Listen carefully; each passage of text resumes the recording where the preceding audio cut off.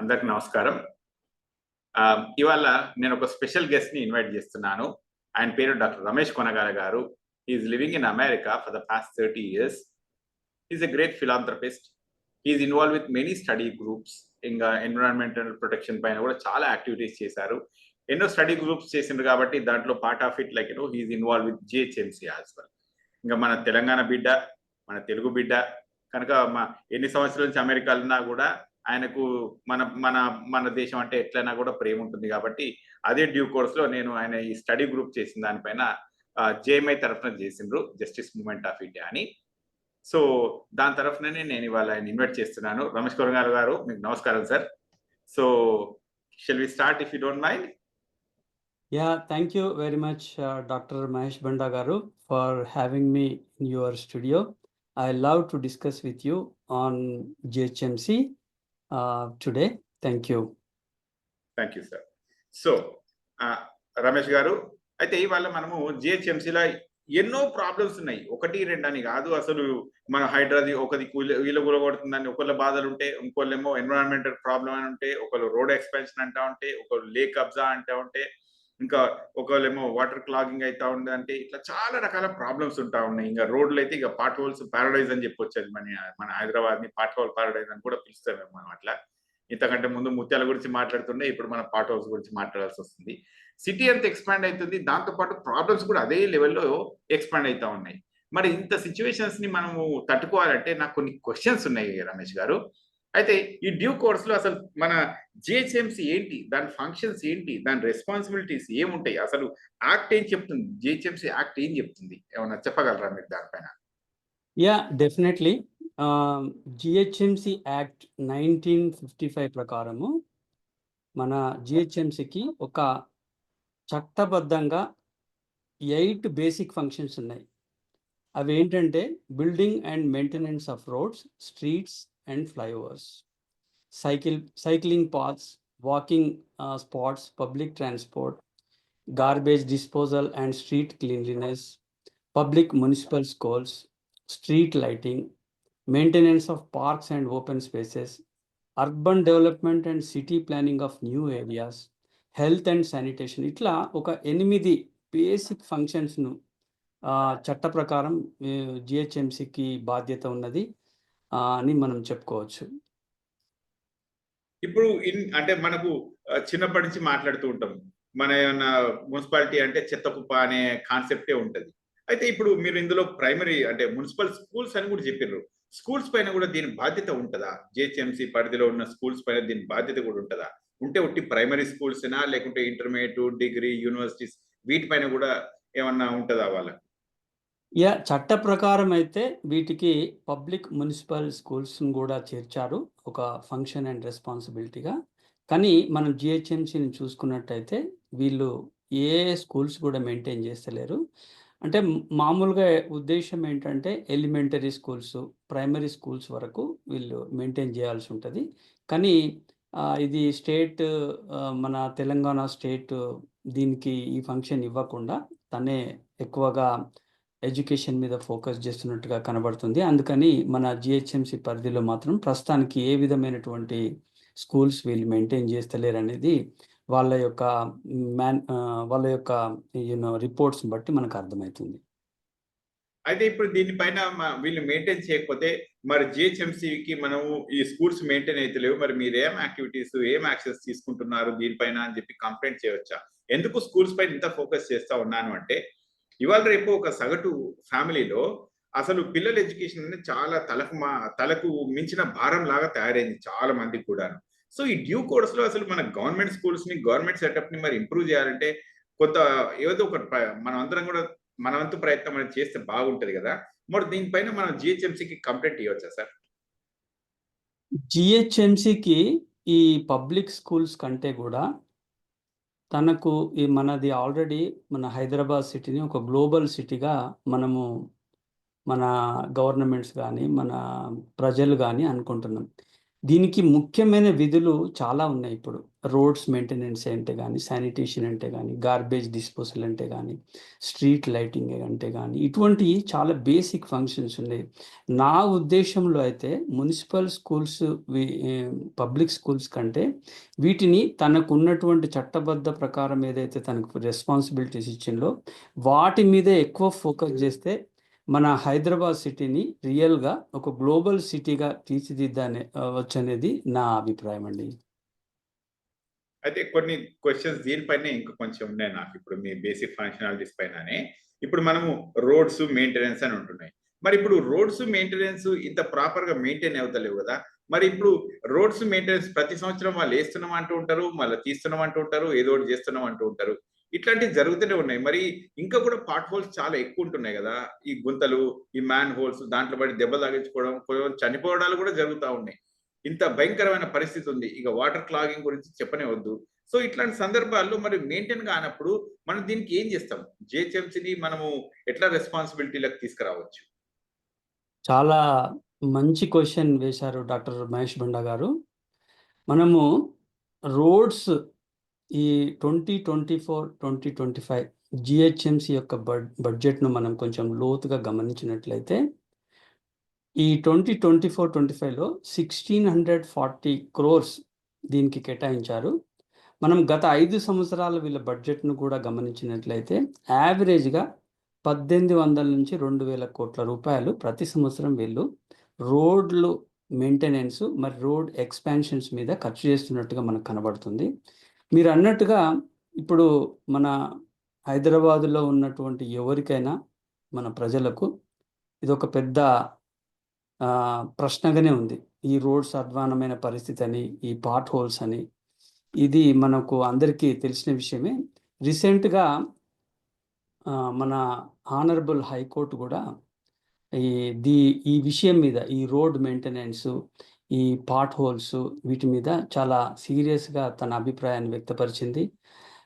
4000 నుంచి వెళ్ళి 5000 part holes ఉన్నట్టుగా మన హైదరాబాద్ సిటీలో ఈ ఉన్నట్టుగా కనబడుతుంది. వీటి మీద కూడా మరి ఇంత అధ్వానమైన పరిస్థితుల్లో ఉన్నాయని చెప్పి కోర్టు కూడా చాలా తీవ్ర అభ్యంతరం వ్యక్తపరిచింది.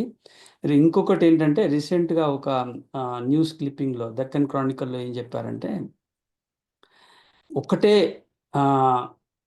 ఒకటే రోడ్డును మల్టిపుల్ ఏజెన్సీస్, అంటే మనకు వీళ్ళు ఏం చేస్తున్నారంటే కంప్రహెన్సివ్ రోడ్ మెయింటెనెన్స్ అనే ప్రోగ్రామ్ కింద ఇవి ప్రైవేట్ ఏజెన్సీకి అప్పచెప్పి రోడ్ మెయింటెనెన్స్ చేస్తున్నారు. అయితే డిఫరెంట్ ఆర్గనైజేషన్స్ మనం ప్రైవేట్ వాళ్ళకి ఇచ్చినప్పటికీ కూడా ఒకటే రోడ్డును 4 ఏజెన్సీలు అవే రోడ్ను క్లీన్ చేస్తున్నట్టుగా మనకు పత్రికల్లో కనబడుతుంది. అలాగే కాకుండా ఇప్పుడు ఇంకొక క్లిప్పింగ్ ప్రకారము టైమ్స్ ఆఫ్ ఇండియాలో వచ్చింది ఇది. చిన్న వర్షం పడితే కూడా పార్ట్ హోల్స్ ఎక్కువ ఏర్పడి ఈవెన్ బిటుమన్ ఎగిరిపోయి ఈవెన్ కొత్త రోడ్స్ కూడా ఒక్క సంవత్సరంలోనే చిన్న చినుకుపాటుకే బిటుమన్ ఎగిరిపోయి ఎక్కడికక్కడ వాటర్ స్టాగ్నేషన్ అయ్యి అస్తవ్యస్తంగా ఈ మన యొక్క ట్రాఫిక్లు ఇబ్బంది పడుతున్నారని మనకు అందరికీ తెలిసిన విషయమే. దీనికి ముఖ్యమైన కారణం ఏంటంటే ప్రజలు కూడా ఇదే, ఎవరైనా మన ఎక్స్పర్ట్స్ కూడా అభిప్రాయం ఎక్కువ పడుతున్నారంటే కొత్త రోడ్లు వేసేటప్పుడు కానీ రోడ్లు మెయింటెనెన్స్ చేసినప్పుడు కానీ రోడ్ స్లోప్స్ వీళ్ళు కరెక్ట్గా పాటిస్తలేరు. దానివల్ల ఏమవుతుందంటే చిన్న వర్షానికి కూడా ఎక్కడికక్కడ వాటర్ జామ్ అయిపోయి ఇంకా అవి దెబ్బతినే పరిస్థితి ఏర్పడుతుంది. అలాగే ఈ బిటుమన్ చిన్న వర్షానికే బిటుమన్ ఎగిరిపోవడము, ఇట్లా వాటర్ స్టాగ్నేట్ అయ్యడము, ఈవెన్ న్యూ రోడ్స్ కూడా ఇటువంటి అధ్వాన పరిస్థితిలో మారిపోవడం వల్ల ప్రజలు ఏమంటున్నారంటే అసలు క్వాలిటీ ఆఫ్ మెటీరియల్స్ ఈ రోడ్ వేయడంలో ఎటువంటి క్వాలిటీ ఆఫ్ మెటీరియల్స్ వీళ్ళు వాడుతున్నారు అనేది పెద్ద ప్రశ్నగా మారిపోయింది. సో కాబట్టి ఇది మన అందరికీ తెలిసిన విషయమే. హైదరాబాదులో మన రోడ్ల పరిస్థితి చాలా అధ్వాన్నంగా ఉంది. మన కోర్టు కూడా ఇదే విషయాన్ని వ్యక్తపరచడం జరిగింది. సో దీన్ని ఇంప్రూవ్ చేయడానికి చాలా అవకాశాలు ఉన్నాయి. దరిదాపు 18 నుంచి 2000 కోట్ల రూపాయలు ఖర్చు పెడుతున్న సమయంలో వీటిని ఇప్పుడు ఎంతో టెక్నాలజీ పెరిగింది. ఈ టెక్నాలజీని వాడుతూ మనము రోడ్లను శాశ్వతంగా మంచిగా క్వాలిటీగా ఉండేటట్టు మనం చేయవలసినటువంటి అవసరం ఉంది. చేయొచ్చు కూడా. అయితే ఇప్పుడు రమేష్ గారు, మనం ఇక్కడ యుఎస్ లో చూస్తా ఉంటాం, రోడ్లు ఎంతో బాగుంటాయి. ఇప్పుడు ఈడికెళ్ళి మనం ఐఐటి కొడితే ఈడికెళ్ళి ఆడదాకా ఉంటుంది. ఈస్ట్ కోస్ట్ నుంచి వెస్ట్ కోస్ట్ దాకా ఒకటే రోడ్ ఉంటుంది. ఎన్నో కార్లు, బస్సులు, ట్రక్కులు పోతూనే ఉంటాయి దానిపై నుంచి. కానీ నేను ఎక్కువగా రిపేర్లు ఏం చూడలేదు. ఎక్కువ రిపేర్లు అంటే ఆ రోడ్ పైన ఎన్నో సార్లు పోయిన నేను, ఇక ఎన్నో కొన్ని వందల సార్లు పోయి ఉంటా ఆ రోడ్ పైన. అయితే ఇన్ని సార్లు పోతా ఉంటాం ఈ రోడ్డు పైన. కానీ మరి ఇంతింత రోడ్లు మంచిగా ఉంటున్నాయి. మరి మన హైదరాబాద్ రోడ్లు మాత్రం మరి అంత ఎక్కువ తిరుగుతున్నారో లేదో నాకు తెలియదు కానీ రోడ్లు మాత్రం మాటి మాటికి పాడైతున్నాయి. ఏసిందే ఏస్తా ఉన్నారు. మరి దీనిపైన ఏసిన వాళ్ళపైన మనం ఏమైనా చర్యలు తీసుకోవచ్చా అసలు? చాలా మంచి క్వశ్చన్ వేశారు డాక్టర్ మహేష్ బండా గారు. మనము డెవలప్డ్ కంట్రీలో మనం చూసినట్లయితే అమెరికా లాంటి డెవలప్డ్ కంట్రీలో చాలా తీవ్రమైన వాతావరణ పరిస్థితులు ఉంటాయి. ఒక 3-4 మంత్స్ వింటర్ ఉంటుంది, హెవీ స్నోఫాల్స్, కొన్ని నెలలేమో హెవీ రెయిన్ఫాల్ ఉంటుంది. ఇట్లా ఎక్స్ట్రీమ్ వెదర్ కండిషన్స్లో కూడా ఈ రోడ్లు చాలా చక్కగా ఉంటాయి. ఎక్కడ కూడా ఆటంకం లేకుండా, ఈవెన్ పాట్ హోల్స్ కూడా ఎక్కడ లేకుండా చాలా పకడ్బందీగా మనకు కనబడుతుంటాయి. మరి మన దేశంలో ఎందుకు ఇట్లా అవుతున్నాయి? మనం జిహెచ్ఎంసి పరిధిలో ఉన్నటువంటి హైదరాబాద్ సిటీలో ఉన్న రోడ్లను మనం గమనించినట్లయితే దీనికి ముఖ్యమైన కారణం ఏంటంటే, వీళ్ళు రోడ్లు వేసేటప్పుడే ఒక సైంటిఫిక్ మెథడ్, అంటే ప్రాపర్ రోడ్ టెక్నాలజీని బట్టి వీళ్ళు వేయడం లేదని మనకు అర్థమవుతుంది. స్లోప్స్ మెయింటైన్ చేయడం లేదు. ఒక కన్సెప్ట్ ఉంది, డిజైన్ విత్ నేచర్.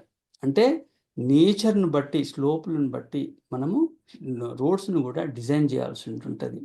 సో అటువంటి, అదే కాకుండా క్వాలిటీ మెటీరియల్స్, ఇప్పుడు ఎంతో టెక్నాలజీ పెరిగింది. క్వాలిటీ ఎటువంటి మెటీరియల్స్ వాడాలి, ఎట్లా రోడ్స్ను డిజైన్ చేయాలి, లాంగ్ టర్మ్గా సస్టైనబుల్గా ఉండేటట్టుగా డిజైన్ చేయడానికి చాలా మార్గాలు ఉన్నప్పటికీ దురదృష్టవశాత్తు మన జిహెచ్ఎంసి పరిధిలో ఉన్నటువంటి రోడ్లు అట్లా ఇంటర్నేషనల్ స్టాండర్డ్స్ ప్రకారం వేయడం లేదని, క్వాలిటీ మెటీరియల్స్ ఉపయోగించడం లేదని, ఇది ఇంకొకటి ఏంటంటే చాలా ఇక మన అధికారుల్లో కూడా చాలా కోఆర్డినేషన్ లోపం అండ్ ఇతరత్ర కారణాలతోని మన రోడ్లు ఇట్లా అధ్వాన్నంగా ఉన్నాయనేది మనందరికీ తెలిసిన విషయమే. కానీ మీరు అన్నట్టుగా మనము మంచిగా చేయొచ్చు. చాలా అవకాశాలున్నాయి. ఇప్పుడు ఉన్నటువంటి లేటెస్ట్ టెక్నాలజీని వాడుకొని అద్భుతంగా రోడ్లను మనం నిర్మించుకోవచ్చు. హైదరాబాద్ సిటీని రియల్గా ఒక గ్లోబల్ సిటీగా మనం తయారు చేసుకోవాల్సినటువంటి పరిస్థితులు చాలా ఉన్నాయి. Thank you. అయితే ఇందులో ఇంకొకటండి, ఇప్పుడు మనకు క్యాపిటల్ ఎక్స్పెండిచర్ ఒకటి ఉంటుంది, రెవెన్యూ ఎక్స్పెండిచర్ ఉంటా ఉంది. మరి ఇప్పుడు మన డే టు డే ఉండేదేమో మనం రెవెన్యూ ఎక్స్పెండిచర్ అంటుంటాం ప్రజలారా. సో డే టు డే ఖర్చునేమో మనము రెవెన్యూ ఎక్స్పెండిచర్ అంటుంటాం. లాంగ్ టర్మ్ చేసేదేమో క్యాపిటల్ ఎక్స్పెండిచర్ అంటుంటాం. సో రమేష్ గారు, మరి మన రెవెన్యూను క్యాపిటల్ ఎక్స్పెండిచర్ కలుపుకొని మనకు ఈ బడ్జెట్ సరిపోతుందా? ఈ రోడ్లకు వేసే ఈ బడ్జెట్ సరిపోతుందా? ఎక్సలెంట్గా సరిపోతుంది. ఇప్పుడు మనం గమనించినట్లయితే 2024-2025 బడ్జెట్ చూసినట్లయితే 5,938 కోట్లు ఓన్లీ రెవెన్యూ ఇన్కమే ఉన్నది. దీనికి తోడు మనకు ఒక 1,999 crores క్యాపిటల్ బడ్జెట్ కూడా వచ్చింది. అంటే క్యాపిటల్ బడ్జెట్ అంటే ఎక్కడి నుంచి వస్తుంది? ఇది స్టేట్ గ్రాంట్స్ కానీ, ఫైనాన్స్ కమిషన్ గ్రాంట్స్ కానీ, ఇంకా ఇతరత్ర సెంట్రల్ గ్రాంట్స్ కానీ ఇట్లా వస్తుంటాయి అన్నట్టు. సో మనకు 5,938 కోట్ల రూపాయలు రెవెన్యూ రిసీట్స్ లోపల వీళ్ళు ఖర్చు పెట్టింది 3,458 కోట్లు. అంటే ఇంకా 2,480 కోట్ల రూపాయలు సర్ప్లస్ మిగిలింది. దీన్ని రోడ్స్లు కొత్త రోడ్లు వేయడానికి, ఉన్న రోడ్లను ప్రాపర్గా మరమ్మతులు చేసుకోవడానికి ఉపయోగించుకోవచ్చు. దీనికి అదనంగా నేను ఇంతకుముందు చెప్పినట్టుగా క్యాపిటల్ రిసీట్స్ దరిదాపు 2,000 crores state grants, central grants నుంచి కూడా వచ్చింది. టోటల్ బడ్జెట్ మనం గమనించినట్లయితే ఈ రెండు రెవెన్యూ అండ్ క్యాపిటల్ బడ్జెట్ రెండింటిని గమనించినట్లయితే దరిదాపుగా 8,000 కోట్ల రూపాయల బడ్జెట్ ఉంది. కాబట్టి GHMC is having enough budget. ఒకవేళ బడ్జెట్ సరిపోకుండేదంటే వాళ్ళు ఇంకా మనము సెంట్రల్ కానీ స్టేట్ కానీ గ్రాంట్స్ రూపంలో ప్రపోజల్స్ పంపించి తెప్పించుకోవచ్చు. మనం మెయింటైన్ చేయడానికి చాలా అవకాశాలని. మళ్ళీ ఇంకొకటి మనం గమనించినట్లయితే ఈ యొక్క బడ్జెట్‌ని కూడా వీళ్ళు కొంచెం అన్‌హెల్తీ ట్రెండ్స్‌గా మనకు కనబడుతుంది.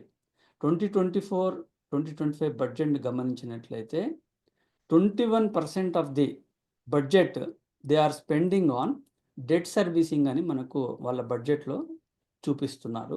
మరి ఇది డెట్ సర్వీసింగ్ దేనికోసం వీళ్ళు ఖర్చు పెడుతున్నారు? మరి ఏదైనా ఒక అసెట్ క్రియేట్ చేస్తున్నారా?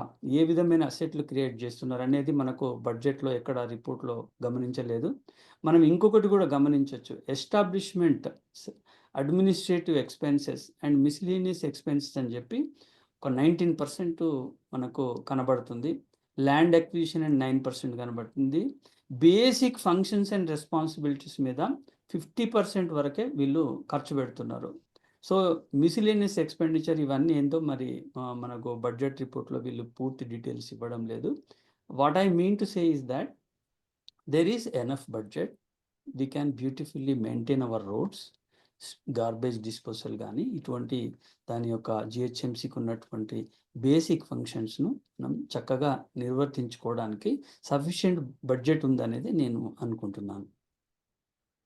ఓకే. ఇది చాలా మంచి విషయం అసలు. మనకు సర్ప్లస్ బడ్జెట్ ఉందనేది అసలు మనకు తెలవదు. ఎందుకంటే అసలు సర్ప్లస్ బడ్జెట్ అనేది మనకు ఉంటదా అనేది నాకు ఎప్పుడు పెద్ద క్వెషన్ మార్క్ ఉండే. Thank you very much for clarifying this doubt Ramesh గారు. అయితే ఇప్పుడు నాకు ఇంకొక క్వెషన్ అన్నమాట.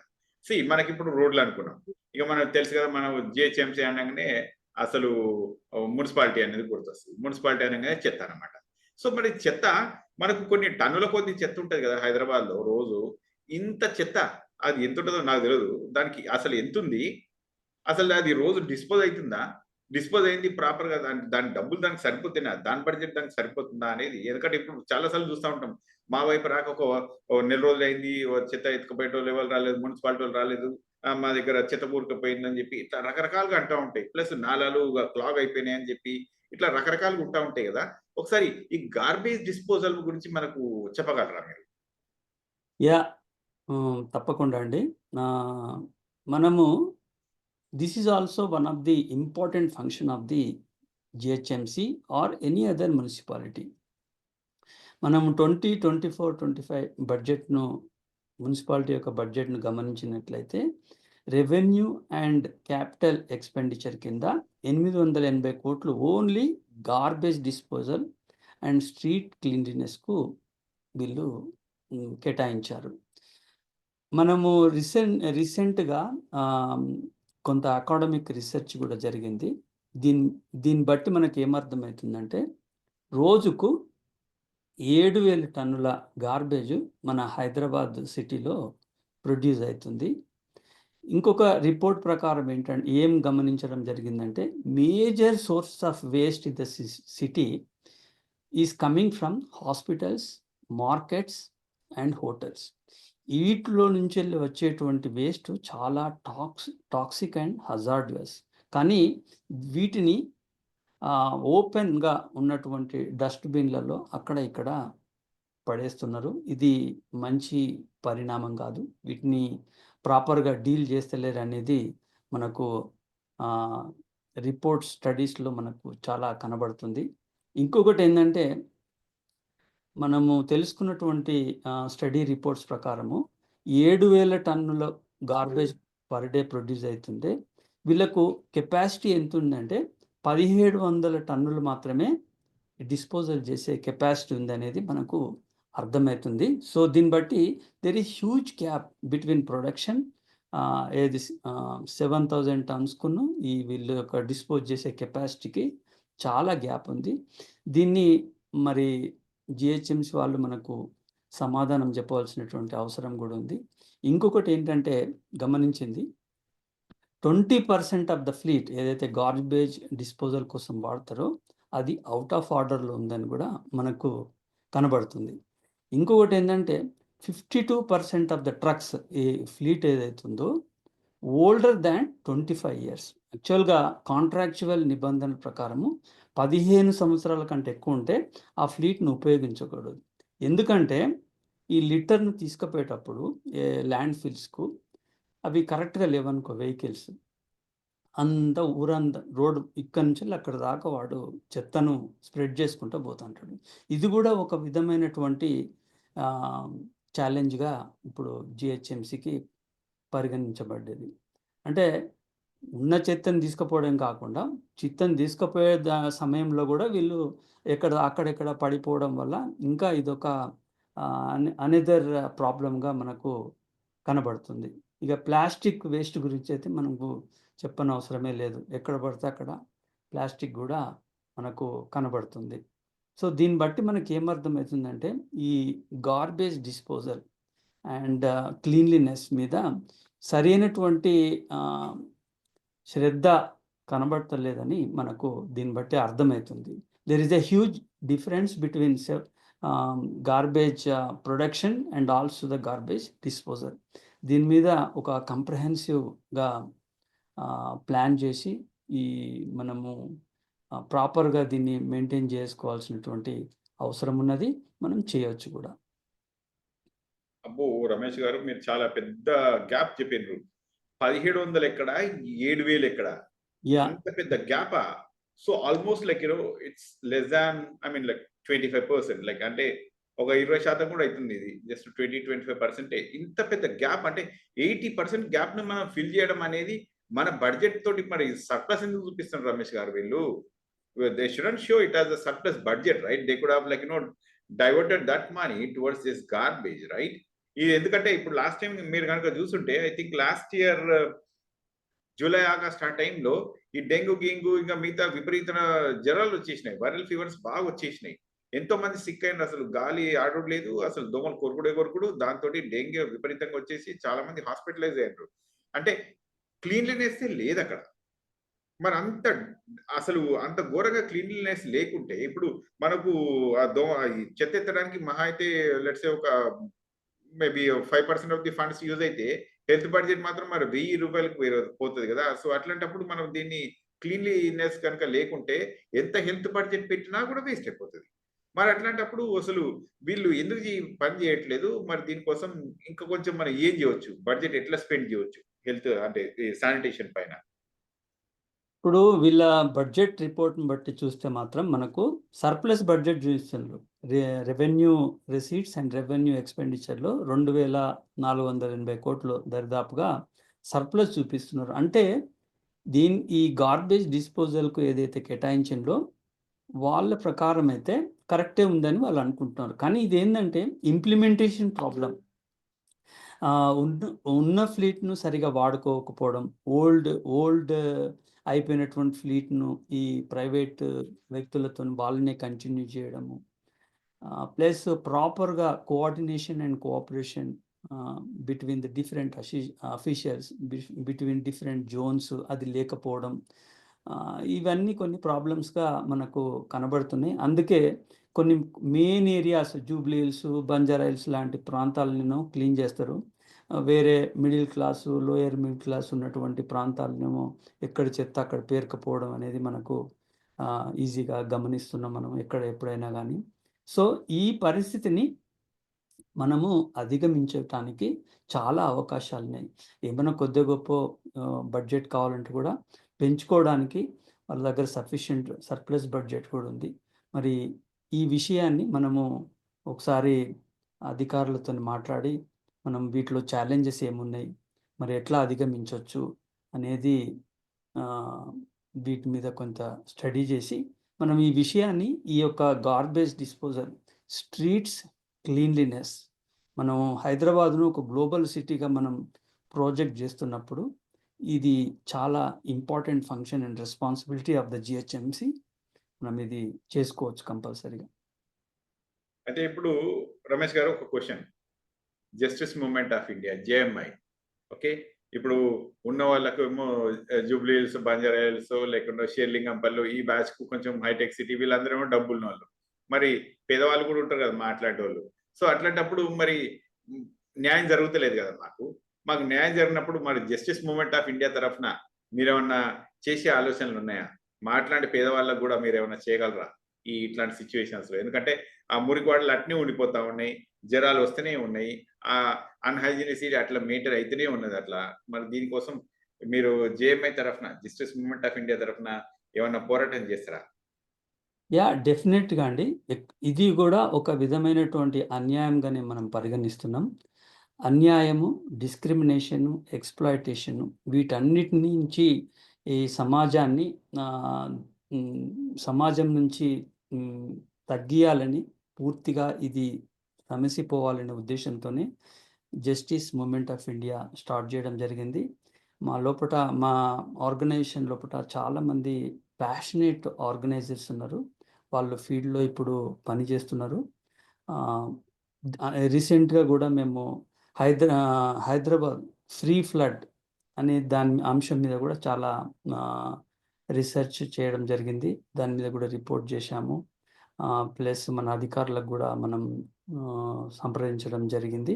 అలాగే ఈ యొక్క వివక్ష ఏదైతే క్లీన్లీనెస్సే కానీ, ఈ రోడ్ మెయింటెనెన్సే కానీ, స్ట్రీట్ లైటింగే కానీ, ఏదైతే వివక్ష జరగకుండా, అన్యాయం జరగకుండా, ఒక ఏరియాను ఒక తీరుగా, ఇంకో ఏరియాను ఒక తీరుగా మెయింటైన్ చేయకుండా ఉండడానికి కావాల్సినటువంటి అన్ని అంశాలను మేము పరిగణలోకి తీసుకొని అధికారులను ప్లస్ రాజకీయ నాయకులను, మన పొలిటికల్ మినిస్టర్స్‌ని కూడా మేము వాళ్ళ యొక్క అటెన్షన్ డ్రా చేసి ఈ యొక్క వివక్ష నుంచి మేము ప్రజలను కాపాడాలనేటువంటిది మేము గట్టిగా ప్రయత్నం చేస్తున్నాం.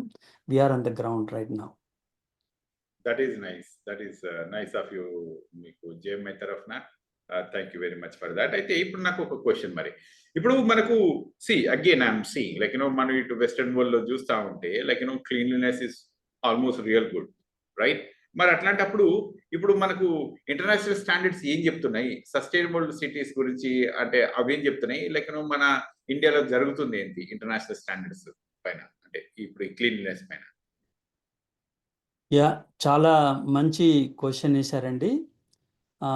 యునైటెడ్ నేషన్స్ సస్టైనబుల్ డెవలప్మెంట్ గోల్స్లో మనం ఇందులో 2 గోల్స్ను మనం తీసుకోవచ్చు. గోల్ నెంబర్ 3 ఏం చెప్తుందంటే good health and well being. By 2030 అన్ని సిటీస్లో కూడా మంచి హెల్త్, మంచి వెల్ బీయింగ్ ఎన్విరాన్మెంట్ క్రియేట్ చేయాలనేటువంటి గోల్. ఈ గోల్కు కూడా మన ఇండియన్ గవర్నమెంట్ కూడా కమిట్ అయింది. ఇంకొక గోల్ ఏంటంటే దీన్ని మనము సస్టైనబుల్ డెవలప్మెంట్ గోల్ 11 అని అంటాము. ఇది ఏం చెప్తుందంటే సస్టైనబుల్ సిటీస్ అండ్ కమ్యూనిటీస్. ఈ దిశగా మన గవర్నమెంట్స్ అన్ని సిటీస్ను, ముఖ్యంగా వాళ్ళు ఆల్రెడీ డిమార్కేట్ చేసుకున్నారు కొన్ని ఏమేమైతే ఉన్నాయో. అందులో ఒకటి మన జిహెచ్ఎంసి హైదరాబాద్ సిటీ కూడా ఉంటుంది. మరి గోల్స్ అయితే ఉన్నాయి, మన ఇండియన్ గవర్నమెంట్ అయితే కమిట్మెంట్ ఇచ్చింది, కానీ ఆ దిశగా ప్రయత్నాలు జరుగుతలేవని మనం చెప్పుకోవచ్చు. ఎందుకంటే ఈ different important functions and responsibilities ఏదైతే ఉన్నాయో, రోడ్ మెయింటెనెన్సే కానీ, గార్బేజ్ డిస్పోజల్, స్ట్రీట్ క్లీన్లీనెస్, ఇటువంటి అంశాలను మనం చూసినట్లయితే ఆ దిశగా జిహెచ్ఎంసి హైదరాబాద్ సిటీని తీసుకుపోవడం లేదని మనకు కనబడుతుంది. Thank you for that. అయితే రమేష్ గారు, ఇంకొకటి కూడా, ఇప్పుడు మనం రాత్రిపూట మనము రోడ్లు చూస్తూ ఉంటే కొన్నిసార్లు బాగా చీకటి ఉంటుంది కొన్ని ఏరియాస్లో. దానికి వాళ్ళు పొద్దున్నే లైట్ వేస్తారు, సాయంత్రమే ఎగిరిపోతూ ఉంటుంది. మళ్ళీ రేపు పొద్దున ఊళ్ళో వస్తూ ఉంటారు, ఎగిరిపోతూ ఉంటాయి. సో ఇట్లా అంటే మనకు యాక్చువల్లీ ఎన్ని లైట్లు మారుస్తూ ఉంటారు ఇట్లా? అసలు ఒక సంవత్సరంలో ఎన్ని కంప్లైంట్స్ వస్తూ ఉంటాయి? లేకుంటే ఒక నెలలో ఎంతో ఏమన్నా ఒక మెట్రిక్స్ ఏమైనా ఉందా దానికి? దాన్ని మార్చడానికి ఏమైనా ఉందా? అసలు ఎన్నిసార్లు మార్చొచ్చు? అవి ఏం లైట్లు వాడతారు? అసలు ఇది కూడా పెద్ద ప్రశ్నార్థకం అయిపోయింది. ఎందుకంటే చాలా మంది ఇప్పుడు ఉమెన్ కూడా ఎంతో మంది ఉద్యోగస్తులు పాపం రాత్రిపూట వెళ్తూ ఉంటారు, వస్తూ ఉంటారు. చీకట్లో వాళ్ళు వెళ్ళాలంటే ఇబ్బందే కదా మరి. అంటే లైక్ లేడీస్ అంటే మనం కొంత రెస్పెక్టబుల్ గా చూస్తూ ఉంటాం మన దేశంలో. అట్లాంటప్పుడు మనం కొంత వాళ్ళ కోసం ఎంతో కొంత చేయాల్సింది ఉంటది కదా. మరి అంత చీకటి ఉండకుండా ఉండాలంటే ఈ స్ట్రీట్ లైటింగ్ దీన్ని ఎట్లా బిహేవ్ అంటే మారుస్తారు రమేష్ గారు? ఇది మంచి క్వశ్చన్. స్ట్రీట్ లైటింగ్ కూడా one of the basic functions and responsibility of any municipality మన జిహెచ్ఎంసి 2024-25 బడ్జెట్ను మనం గమనించినట్లయితే ఈ అంశం కింద 255 కోట్లు కేటాయించింది. మనకు రీసెంట్గా టైమ్స్ ఆఫ్ ఇండియాలో ఒక న్యూస్ క్లిప్పింగ్ వచ్చింది. దాని ప్రకారం మనకేమర్థమవుతుందంటే ఎనర్జీ ఎఫిషియెంట్ సర్వీసెస్ లిమిటెడ్ అనే ఒక సంస్థ ద్వారా వీళ్ళు మన హైదరాబాద్ సిటీలో ఉన్నటువంటి స్ట్రీట్ లైటింగ్ యొక్క మెయింటెనెన్స్ చేపిస్తున్నట్టుగా మనకు కనబడుతుంది. 5.4 lakh స్ట్రీట్ లైట్స్ వీళ్ళు మెయింటైన్ చేయడానికి బాధ్యత ఇచ్చినట్టుగా మనకు కనబడుతుంది. పర్ మంత్ 7 కోట్లు వీళ్ళు ఈ అంశం మీద ఖర్చు పెడుతున్నారు. అలాగే టైమ్స్ ఆఫ్ ఇండియాలో మరొక న్యూస్ క్లిప్పింగ్ కూడా వచ్చింది. దాని ప్రకారం ఏంటంటే 20,000 గ్రీవాన్సెస్ పర్ మంత్ వస్తున్నాయట. అంటే ఇక్కడ స్ట్రీట్ లైట్ బాగాలేదు, అక్కడ బాగాలేదు అనే కాంప్లైంట్స్ కూడా పర్ మంత్ 20,000 గ్రీవాన్స్ అంటే మీరు చూసుకోవచ్చు. ఇంకొక కాంప్లైంట్ ఏంటంటే 1 in 10 లైట్స్ కూడా పనిచేయడం లేదు. అంటే మీరు ఈ స్ట్రీట్ లైట్ మెయింటెనెన్స్ ఎంత అధ్వానంగా ఉన్నదో ఈ గణాంకాలను బట్టి మనకు అర్థమవుతుంది. సో ఇది చాలా మనము ఆలోచించవలసినటువంటి విషయం. ముఖ్యంగా ఏంటంటే ఈ మన ఎక్స్పర్ట్స్ ఏమి అభిప్రాయపడుతున్నారంటే ప్రాపర్ కోఆర్డినేషన్ లేక అండ్ రెస్పాన్సిబిలిటీ ఈ జిహెచ్ఎంసి అధికారులు లేకపోవడం వల్ల, ఈ యొక్క ఏజెన్సీస్ నుంచి మనం సరిగ్గా పని తీసుకోకపోవడం వల్ల బడ్జెట్ ఉన్నది, అన్ని అంశాలు ఉన్నప్పటికీ కూడా ఈ స్ట్రీట్ లైటింగ్స్ మనం ఎఫిషియెంట్గా చేయలేకపోతున్నాం అనేది మనకు క్లియర్గా అర్థమవుతుంది. ఇప్పుడు ఒక నెలకి 20,000 గ్రీవియన్సెస్ అంటే ఇప్పుడు సంవత్సరానికి ఎంత, లెట్సే ఒక 3 లక్షలు వేసుకుందాం మనం. సంవత్సరానికి ఒక 3 లక్షలు. మరి ఈ 3 లక్షల లైట్లు మార్చడము, లేకుంటే వైర్లో ఏవో కట్ అయితేనే ఉంటాయి కదా కొన్నిసార్లు, పోల్ ఇడి తిరుగుడు, వాడు తిరుగుడు, అట్లాంటి రకరకాలు ఉంటాయి కదా రమేష్ గారు. ఈ 7 crores budget per month for these 20,000 grievances, you think this is feasible enough budget to fix up all those things? ఇప్పుడు 7 crores అనేది 84 crores ఓన్లీ ఫర్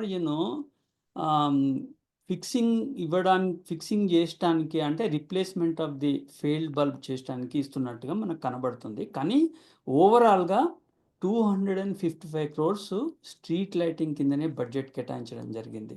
అంటే బల్బులు పెట్టడానికి కావాల్సినటువంటి డబ్బులు ఉన్నాయి, ప్లస్ ఏదైతే రిప్లేస్మెంట్ మెయింటెనెన్స్ కోసం చేయవలసినటువంటి ఆ కాంట్రాక్టర్కి ఇచ్చేటువంటి డబ్బులు కూడా బడ్జెట్లో క్లియర్గా పొందుపరిచిండ్రు.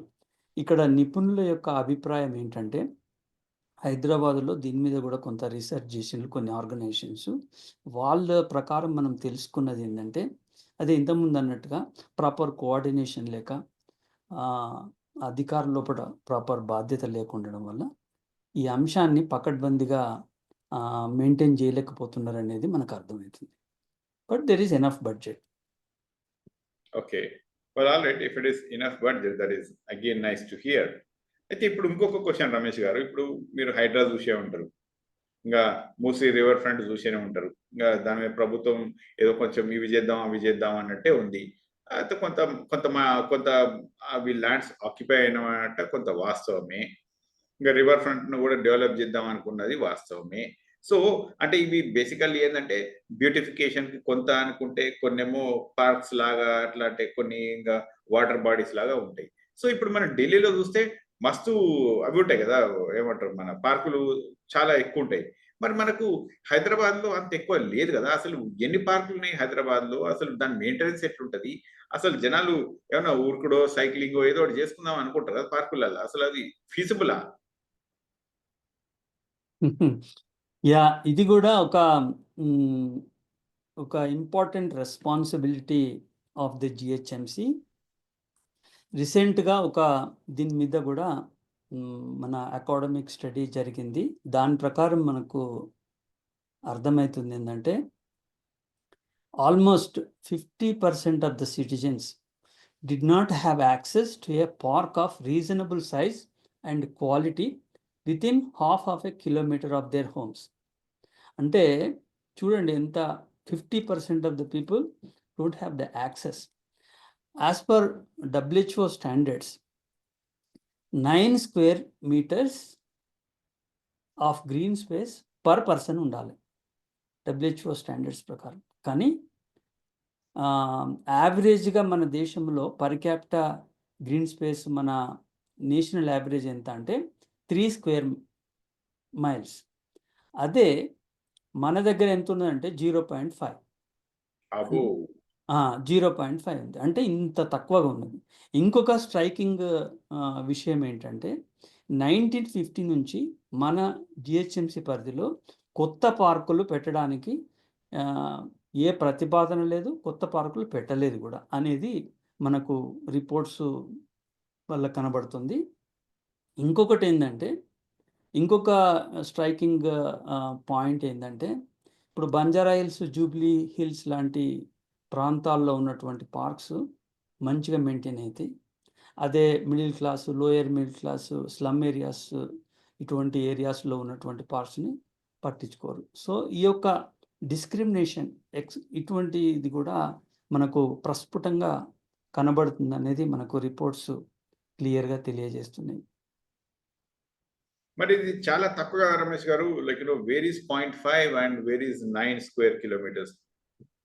I mean, నేషనల్ యావరేజ్ కూడా గ్యాప్ రైట్. లైక్ ఇంత హ్యూజ్ గ్యాప్ ని మనము అంటే ఈ land acquisition pattern whatever they are using which is 9% or so, ఆ డబ్బుతోటి ఇది ఇంత మనము ఫెచ్ చేయగలమా? Can we stretch to this extent at least like national average 3 square kilometres అని చెప్తున్నారు కదా మీరు.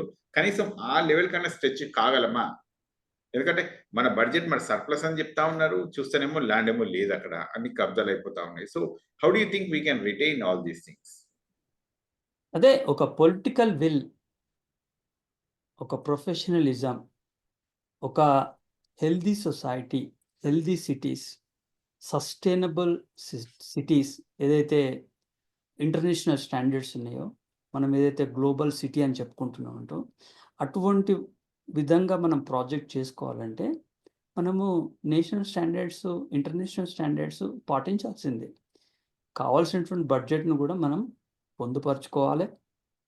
మనం ఆ దిశగా మనం మన సిటీస్ను తీర్చిదిద్దుకోవాల్సినటువంటి అవసరం చాలా ఉంది. ఇది చేయవచ్చు, ఇది పెద్ద ప్రాబ్లం ఏం కాదు. You can do that. So overall గా ఎన్ని పార్కులు ఉన్నాయి మనకు హైదరాబాద్ లో Ramesh garu? Like on average also మొత్తం పార్కులు as per they reports 764 parks ఉన్నాయి. కానీ ఇందులో 730 పార్క్స్ వీళ్ళు ఎట్లా మెయింటైన్ చేస్తున్నారంటే, they are maintaining through colony welfare associations అని, రెసిడెన్షియల్ వెల్ఫేర్ అసోసియేషన్స్ అని, వీళ్ళకు కొంత ఏదో గ్రాంట్ ఇచ్చుకుంటూ మెయింటైన్ చేస్తున్నారు.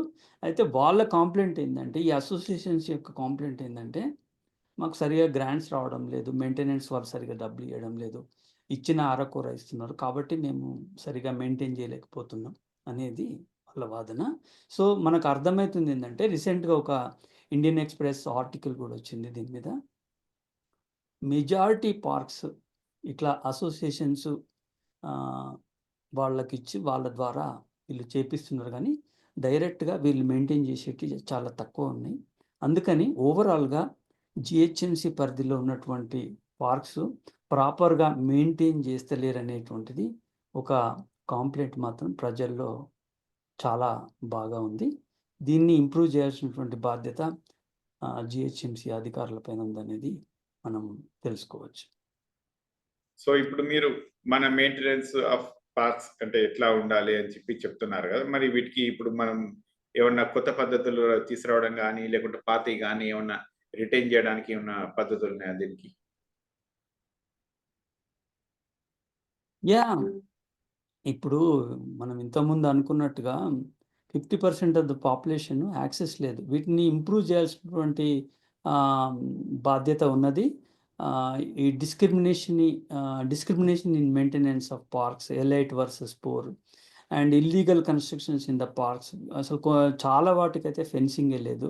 సో ఇవన్నీ మనము జియో ట్యాగింగ్ ఇటువంటి కొన్ని చేసుకుంటూ మనం మోడర్న్ పద్ధతుల్లో అవలంబించుకుంటూ మనం ఈ ఉన్న పార్క్స్ను ప్రొటెక్ట్ చేసుకుంటూ కొత్త పార్క్స్ను మనము పర్ క్యాపిటా ఏదైతే గ్రీన్ కవర్ కనీసం నేషనల్ యావరేజ్ ఉందో దానికైనా మనం రీచ్ కావాల్సినటువంటి అవసరం ఉన్నది. మనం హెల్దీ సిటీస్ను ఏదైతే మనం తయారు చేసుకోవాలనేటువంటి గ్లోబల్ కమిట్మెంట్ ఉందో ఆ కమిట్మెంట్కు దిశగా మనం ప్రయాణం చేయాల్సినటువంటి అవసరం కూడా చాలా ఉంది.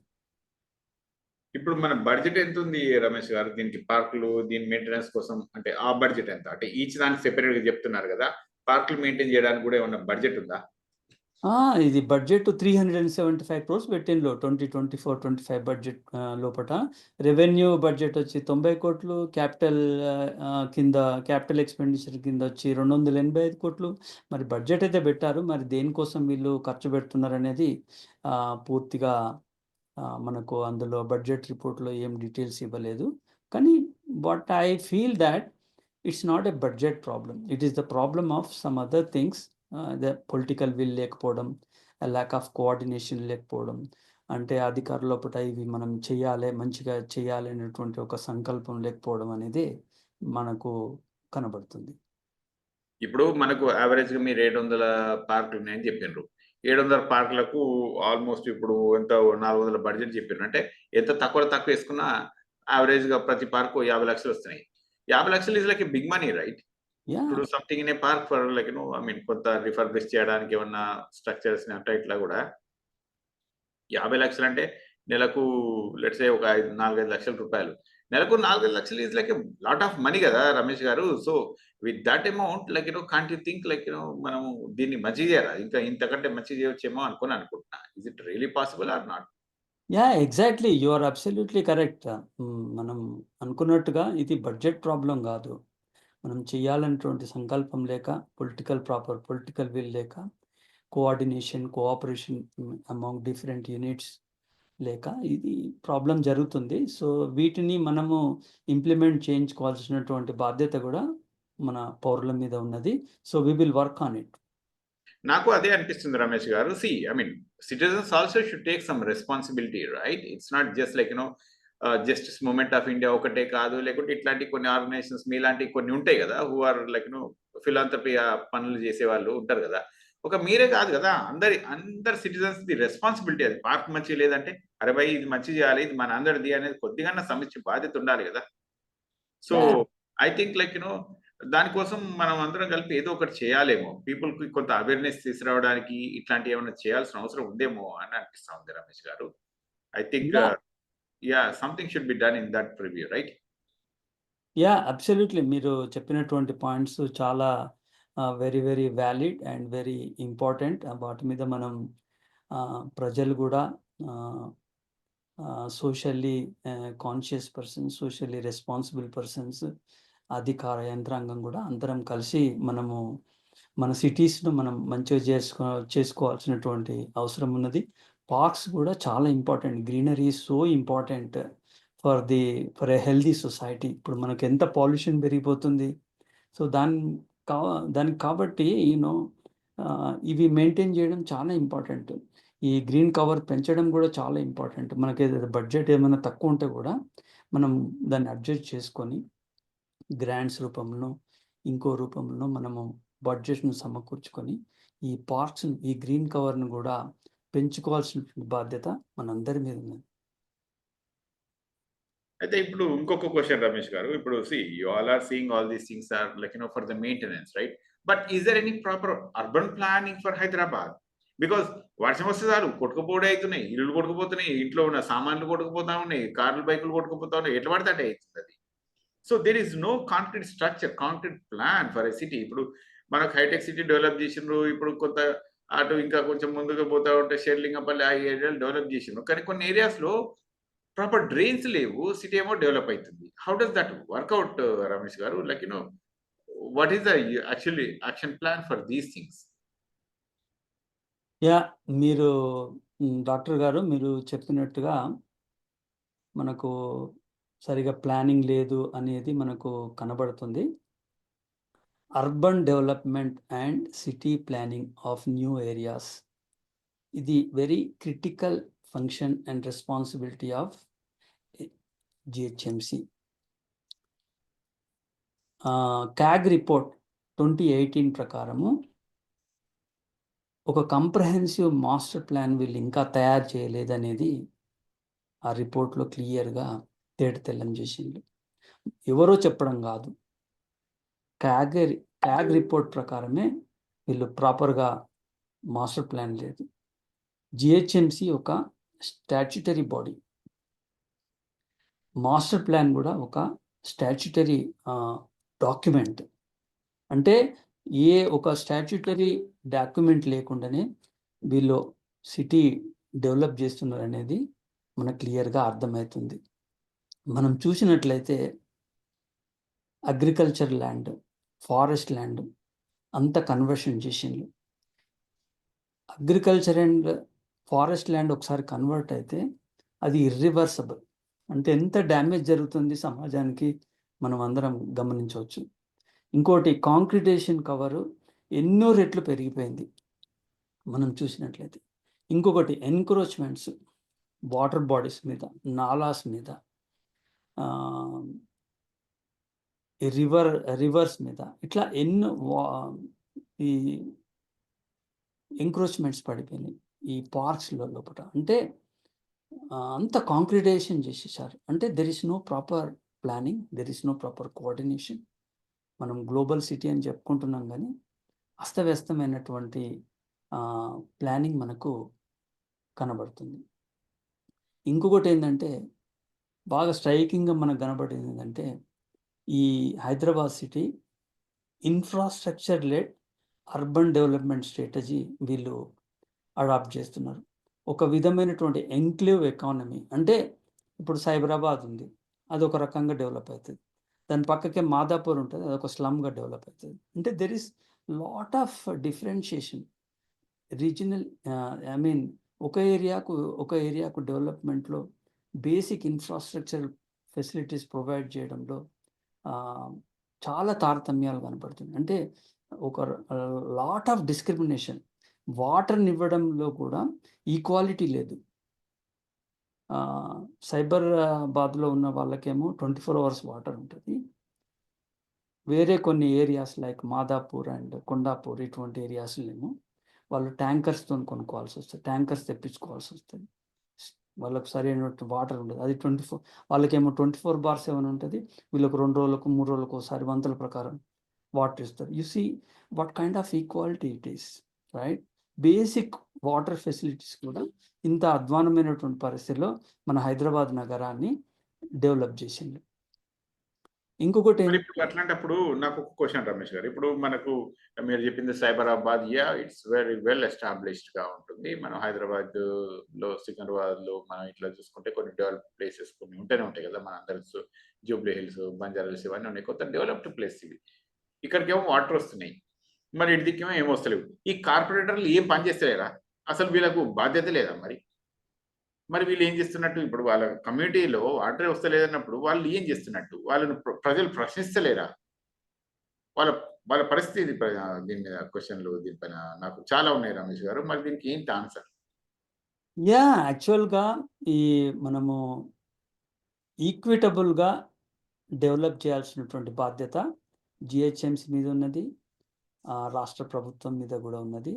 ఒక ఏరియాను ఒక తీరుగా డెవలప్ చేసి ఇంకో ఏరియాను ఇంకో తీరుగా డెవలప్ చేయడం, ఇది ఒక విధంగా ప్రజలను వివక్ష చూపించడం, డిస్క్రిమినేషన్ చేయడం.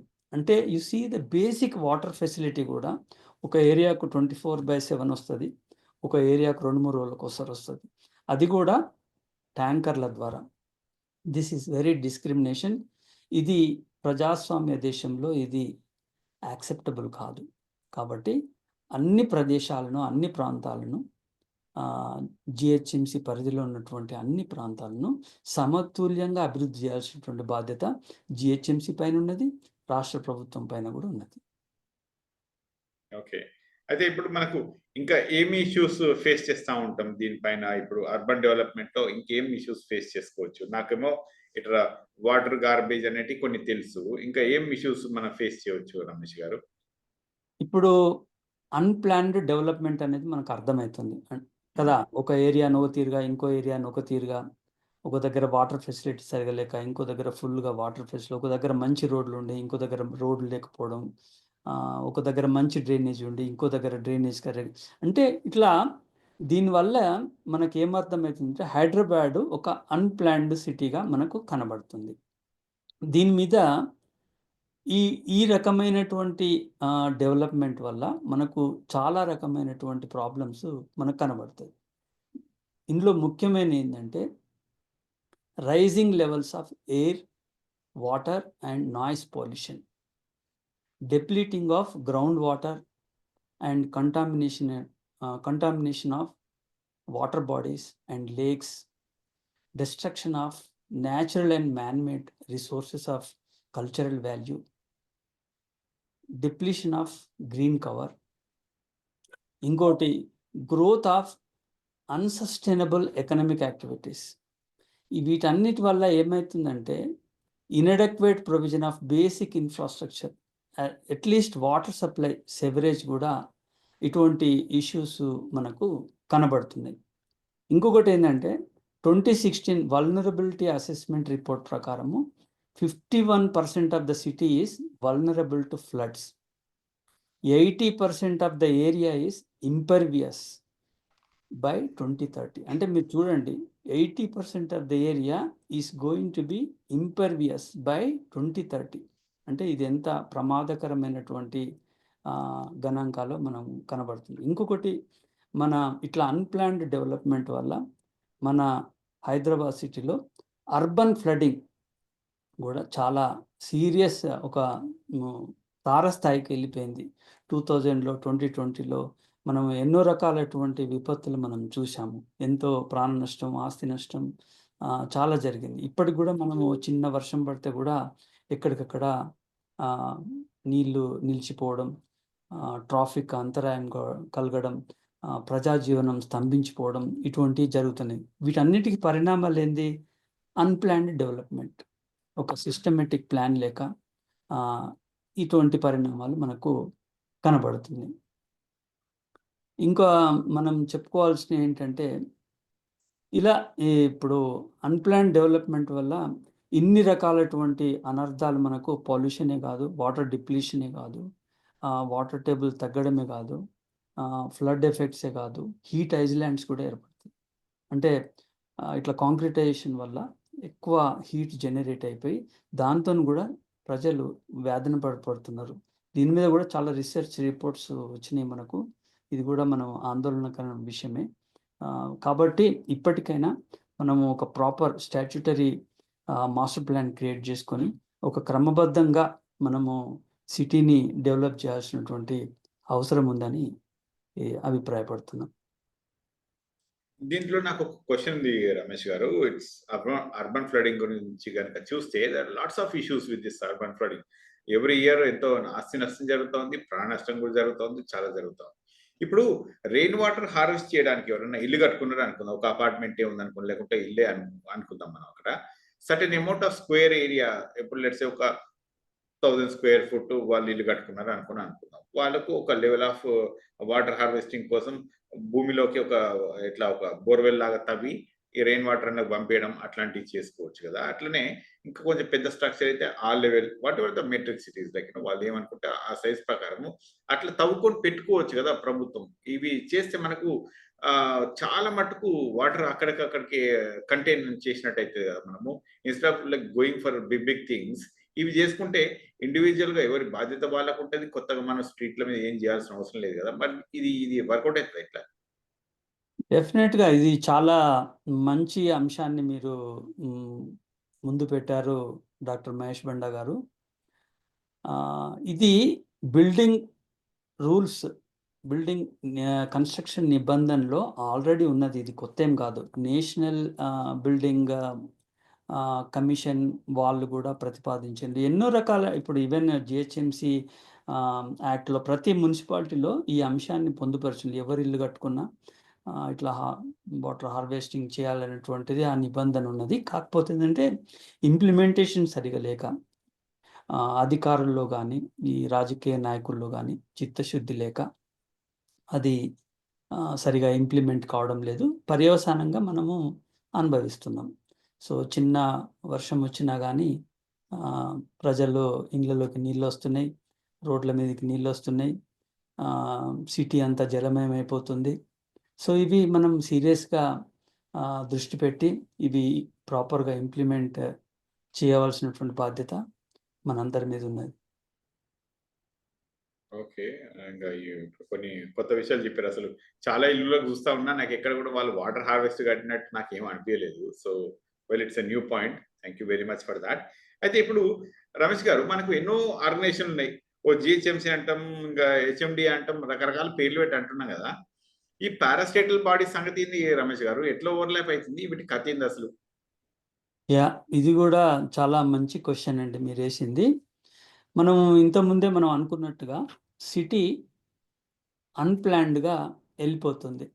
అంటే సైబరాబాద్ లాంటి ప్రాంతాలు ఒక విధంగా, ఇంకా వేరే middle class, lower middle class అటువంటి క్లాస్ ప్రాంతాలు ఇంకొక విధంగా. ఎందుకంటే వీళ్ళేం జేస్తున్నారంటే మన హైదరాబాద్ సిటీ చాలా సార్లు రిపీటెడ్‌గా రీస్కేలింగ్ అండ్ రీస్ట్రక్చరింగ్ అయింది. ఎట్లా అయిందంటే మున్సిపల్ కార్పొరేషన్ ఫస్ట్ 1960లో ఫార్మ్ అయింది. ఆ తర్వాత 1975లో దీన్ని హుడాగా మళ్ళీ రీస్ట్రక్చర్ చేశారు. మళ్ళీ రీస్కేలింగ్ చేశారు. అంటే ఏరియాని పెంచుతూ మళ్ళొక ఆర్గనైజేషన్ క్రియేట్ చేశారు. 2001లో సైబరాబాద్ డెవలప్మెంట్ అథారిటీ అని బట్టి మళ్ళొక ఏరియాను, సెపరేట్ ఏరియాని డెవలప్ జేయడానికి అదొక ఆర్గనైజేషన్ పెట్టారు. 2006లో హెచ్ఎండిఏ అని తీసుకొచ్చారు. జీహెచ్ఎంసీని ఎప్పుడు తీసుకొచ్చారంటే 2007లో. సో, ఇట్లా హెచ్ఎండిఏ, ఆహ్, ఈ సైబరాబాద్ డెవలప్మెంట్ అథారిటీ అని ఇట్లా డిఫరెంట్ అథారిటీస్ వీటిని ఏమంటారంటే పారాస్టాటల్ బాడీస్ అంటాం. అంటే ఒక ఒక ప్రాంతాన్ని ఒక సెపరేట్‌గా డెవలప్‌మెంట్ జేయడానికి, అంటే ఎగ్జంప్షన్స్ ఇచ్చి, ఎన్నో రకాల ఎగ్జంప్షన్స్ ఇచ్చి బిల్డింగ్ కన్‌స్ట్రక్షన్ నిబంధనలను పక్కకు పెట్టి ఏరియాస్‌కు స్పెషల్‌గా డెవలప్ చేయడానికి అవకాశం కల్పిస్తూ ఇటువంటి పారాస్టాటల్ బాడీస్‌ను క్రియేట్ చేశారు. యాక్చువల్‌గా ఇవన్నీ జీహెచ్ఎంసీ పరిధి కిందకి రావాలి. Local self governance. మన constitution spirit article 74th amendment ప్రకారము ఇట్లా లోకల్ సెల్ఫ్ గవర్నెన్స్‌ని స్ట్రెంథెన్ చేయాలి. ఇటువంటి పారాస్టాటల్ బాడీస్ కాకుండా ఈ జీహెచ్ఎంసీ లాంటి లోకల్ సెల్ఫ్ గవర్నమెంట్స్ వాటిని స్ట్రెంథెన్ చేస్తూ వాటికే ఎక్కువ అధికారాలు ఇవ్వాలనేది 74th అమెండ్మెంట్ స్పిరిట్. కానీ దానికి విరుద్ధంగా ఇటువంటి పారాస్టాటల్ బాడీస్ క్రియేట్ చేసి వీళ్ళు కొన్ని ఏరియాస్‌ను స్పెషల్‌గా డెవలప్ జేయడానికి, అందుకే అన్‌ప్లాన్డ్ డెవలప్‌మెంట్ అయితుంది. సో, దీని మీద గూడా చానా రీసెర్చ్ పేపర్స్ వచ్చినాయి. This is not an healthy trend in creating such parastatal bodies. ఇప్పుడు మనము కొన్ని సిటీస్ చూసుకుంటా ఉంటాం. లెట్స్ సే మనము సింగపూర్ చాలా సార్లు పోయిన వాళ్ళు ఉంటారు. మన వాళ్ళు కూడా పోయిన వాళ్ళు ఉంటారు. అదేమో చాలా నీట్‌గా అది ఒక సిటీనే కాదు. Singapore is not a big country or anything. It's a small city right? ఆ స్మాల్ సిటీలోనే వాళ్ళు అంత అద్భుతంగా చేయగలిగిర్రు. మనము సింగపూర్ లెవెల్‌కి చేయొచ్చా? మన హైదరాబాద్‌ని గూడా? చాలా మంచి పాయింట్ రేజ్ చేశారు డాక్టర్ మహేష్ బండా గారు. సింగపూర్ అది ఒక గ్లోబల్ సిటీ. అది ఎలా అయింది అనంటే అక్కడ ఒక firm political leadership, a professional approach and intelligently created capacities. దానివల్ల అది వాళ్ళకక్కడ సాధ్యమైంది. మరి అంత firm political leadership, firm political will, ఆ ప్రొఫెషనల్ అప్రోచ్ మరి మన దగ్గర ఉందా అంటే మనం ఎవరికి వాళ్ళమే మనం సమాధానం చెప్పుకోవచ్చు. అయితే ఇప్పుడు మనకు నేషనల్ అడ్వైజరీ బాడీస్ ఏదైతే ఉన్నాయో అర్బన్ డెవలప్‌మెంట్ మీద, వాళ్ళిప్పుడు ఆ రకమైనటువంటి సింగపూర్‌లో ఏ విధమైనటువంటి అభివృద్ధి జరిగిందో, అలాగే మన సిటీలన్నిటిలో గూడా అటువంటి క్వాలిటీ ప్లానింగ్ జరగాలి అనేది వాళ్ళు అడ్వైజ్ చేయడం జరుగుతుంది. మనం చూడాలి మరి. ఇప్పుడు మన సిటీస్ ఎంతవరకు అంత లెవెల్ సింగపూర్ లాంటి సిటీలాగా ఎట్లా డెవలప్ కాగలుగుతాయో మనం చూడవలసినటువంటి పరిస్థితి ఉన్నది. కానీ మనం అనుకున్నట్టుగా ఇప్పుడు ఏదైతే రికగ్నైజ్ చేసినట్టుగా పొలిటికల్ విల్ ఉంటే ఒక మంచి ప్రొఫెషనల్ అప్రోచ్‌తోని మన ఎవ్రీ సిటీని గూడా మనం ఒక గ్లోబల్ సిటీగా మనం తయారు చేసుకోవడానికి అన్ని అవకాశాలున్నాయి. ఇంకొకటి మన నేషనల్ కమిట్మెంట్స్ ప్రకారము ఇంకొకటి గ్లోబల్ ఏదైతే United nations and other global commitments ప్రకారము మన ప్రతి సిటీ కూడా ఒక హెల్దీ సిటీ కావాలని బై 2030 వరకు కావాలనేటువంటిది మనం ఒక గోల్ కూడా పెట్టుకున్నాము. ఆ దిశగా అన్ని సిటీస్కు ముందుకు పోవాలని కూడా నేషనల్ అడ్వైజరీ కమిషన్ కూడా సూచనలు చేసింది. లెట్ us hope ఫర్ మన హైదరాబాద్ సిటీ కూడా ఒక మంచి గ్లోబల్ సిటీగా రూపొందుతుందని మనం ఆశిద్దాం. మరి ఇప్పుడు అందరి గురించి చెప్పినారు రమేష్ గారు. మీరు ఎడ్యుకేటెడ్ పీపుల్ అన్నారు, ఇంటెలెక్చువల్స్ అని వాళ్ళ టాపిక్స్ కూడా తీసుకొచ్చిండ్రు. మరి ఇప్పుడు నాకు ఇందులో ఒక క్వశ్చన్. మీరు జేఎంఐ తరఫున మీరు చేస్తా ఉన్నారు కదా, మరి దీనికి పొలిటికల్ అప్రోచ్ కూడా ఇంపార్టెంట్ అని చెప్తా ఉన్నారు కదా, మరి జేఎంఐకి ఏమైనా పొలిటికల్ వింగ్ ఉందా? ఏమైనా చేస్తారా వాళ్ళు? ఇది మా యొక్క జేఎంఐ ఐడియాలజీలో there is also a political wing. మా ఫిలాసఫీ ప్రకారము ఒక సోషల్ వింగ్ ఉంటుంది, అలాగే ఒక పొలిటికల్ వింగ్ కూడా ఉంటుంది. ఆ దిశగా అడుగులు వేస్తున్నాం. త్వరలోనే మేము కొన్ని విషయాలను మేము ముందుకు ఉంచుతాం. సో అప్పటి వరకు మాత్రం there is also a political wing that's going to come up. That is very nice. That is very nice. అంటే ఇప్పుడు మీలాగా ఇంటెలెక్చువల్స్ ఉండి ఇట్లా దీని మీద ఎన్నో స్టడీ గ్రూప్స్ చేసిన వాళ్ళు ఉండి ఫిలాంథ్రపీ కొంత ఎక్కువ ఇంట్రెస్ట్ ఉన్న వాళ్ళు కనుక ఉంటే, I mean like when you want to say like you want to change Hyderabad to Singapore which is pretty much possible. ఎందుకంటే మస్తు మంది చదువుకున్న వాళ్ళు ఉన్నారు Hyderabad. There are lots of people like including CEO Satyanarayana Microsoft కి ఆయన హైదరాబాద్ నుంచే. ఐఎంఎఫ్ ప్రెసిడెంట్ ఉంటారు మన సింగ్, ఓకే, వాళ్ళు ఇక్కడ నుంచి చాలా మంది కూడా ఉన్నారు హైదరాబాద్ నుంచి, like who are global leaders. అట్లా ఇంత మంచి సిటీని, ఇంత ఎడ్యుకేటెడ్ పీపుల్ ని మనము ఈ చెత్తకుప్పలో వేస్తున్నట్టు తయారైంది ఇదైతే నాకు చూస్తా ఉంటే. So I hope like we do change a lot in the coming near future and I have some expectations at your end. Hopefully like నాకు మీరు గొప్ప పనులు చేస్తారని నాకు నమ్మకం అనిపిస్తా ఉంది. ఇన్ని ఆన్సర్స్ ఇవన్నీ చెప్తా ఉంటే I hope like I wish to see few things. అయితే ఇంకా కొన్ని ఉంటాయి ఇప్పుడు మనకు మన కమిట్మెంట్స్ కూడా ఉంటాయి కదా రమేష్ గారు. ఇప్పుడు మనకు యునైటెడ్ నేషన్స్ కమిట్మెంట్స్ ఉంటాయి, మన నేషనల్ కమిట్మెంట్స్ ఉంటాయి. అట్లాగే మన హైదరాబాద్ కి కూడా అట్లాంటి ఏమైనా కమిట్మెంట్స్ ఉంటాయా? అంటే ఎట్లా చేస్తే హ్యాబిటాట్ పెంచడానికి అట్లా, అంటే ఇప్పుడు అందరం మంచిగా ఉండడానికి ఏమన్నా సస్టైనబుల్ ప్రాజెక్ట్స్ అట్లాంటివి ఏమైనా చేయవచ్చా? డెఫినెట్గా మనము ఇంత ముందు అనుకున్నట్టుగా ఇండియాస్ గ్లోబల్ కమిట్మెంట్స్, అందులో ముఖ్యంగా sustainable development goals, UN sustainable development goal కింద అది నెంబర్ 11 అంటాము. Making cities inclusive, safe, resilient and sustainable. అంటే promoting urban planning as one of the recommended methods of achieving sustainable developments. It includes a new focus on participatory and integrated planning for urban areas, peri-urban areas and rural areas. ఇది ఈ యొక్క SDG 11 ప్రకారం మనం ఇట్లా చేసుకోవడానికి మనం కూడా కమిటెడ్గా ఉన్నాం. ఇండియన్ గవర్నమెంట్ కూడా దీనికి ప్రణాళికలు తయారు చేసింది.